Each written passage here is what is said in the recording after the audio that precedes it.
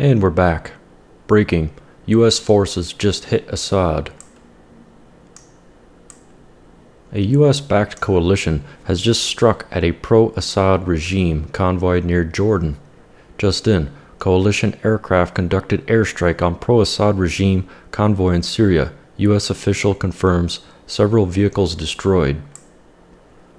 Now, I suppose Trump knows something we don't, but I do find it strange that Syria keeps getting hit, especially the pro-Assad regime, because Trump during his campaign said he was against hitting them, so there must be something else going on. It's over, folks. Maxine Waters just vindicated President Trump.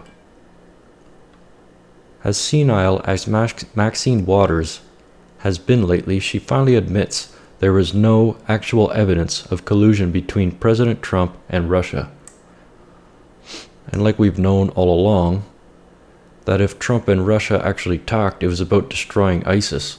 This is just an effort to discredit our current 45th president of the United States. And he stands against the world order. But I would not be surprised. They're going to keep running with this, keep running with it, until the stupidity of the public catches up with them. I want to define what you mean by collusion, because what you're talking about seems more circumstantial to me. Bank records, perhaps contacts that were of a nebulous nature. Who knows why Flynn was talking to the Russian ambassador? It could have been, it seems to have been about sanctions. Collusion to me is very specific. It means that the Russian government or actors within were trying to elect Donald Trump. But I want to know what collusion means to you, because that seems to be the standard by which you're saying he should be impeached. Yes, absolutely. I am talking about strategies that were developed working with the Trump campaign. I really do believe that much of what you saw coming out of Trump's mouth was a play from Putin's playbook.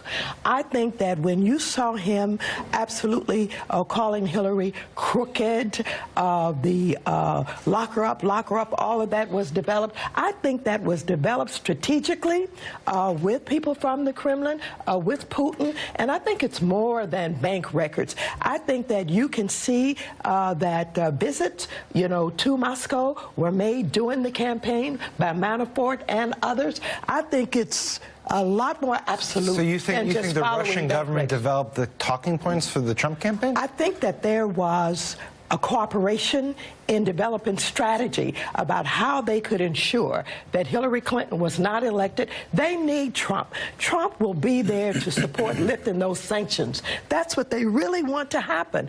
They want to drill in the Arctic. Tillerson has negotiated a multi-billion-dollar deal with Exxon to do that drilling. They can't get the equipment, the supplies, and all that they need until the sanctions are lifted. They want Trump. Not only will he support lifting those sanctions, he also will turn a blind eye to the expansion that Putin is trying to do.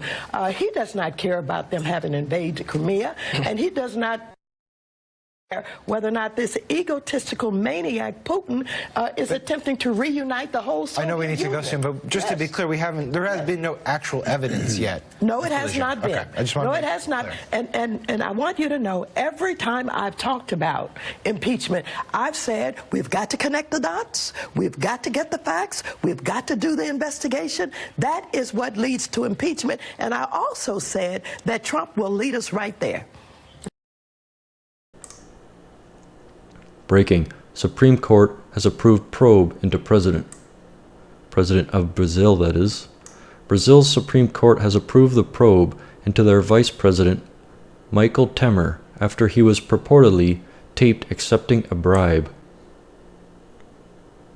From Reuters, Brazil's Supreme Court has approved an investigation of Michel Temer after he was purportedly taped agreeing to a bribe, a powerful witness in a sprawling anti-graft investigation, Global TV reported on Thursday without citing a source.